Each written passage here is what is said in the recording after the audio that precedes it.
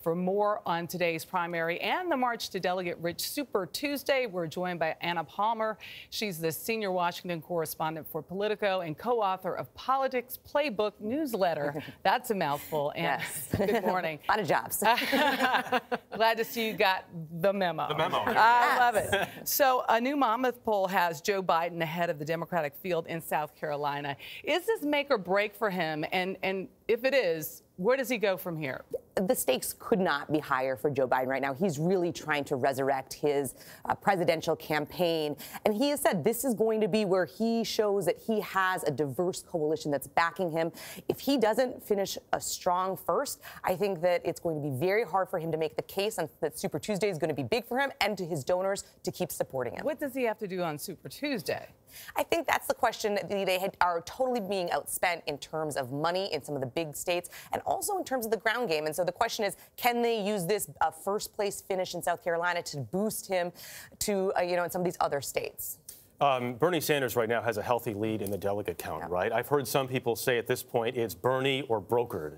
Is that the case? I think when you talk to Democratic operatives, as I have been, they are more and more certain that a brokered convention is what we are going to see in the coming months, and their preparation is happening for that, because there's a lot of establishment Democrats that do not want Bernie Sanders to be the nominee. Along those lines, the other things that you hear is, well, if it is a brokered convention, what is the answer? Who is the person that's with Bernie that would give middle America a reason to vote for the Democrats instead of for Donald Trump? He has not really given us any look into what he's thinking for a vice presidential nominee, who he might pick. I think the question is going to be, can he really coalesce and bring kind of the establishment in with him?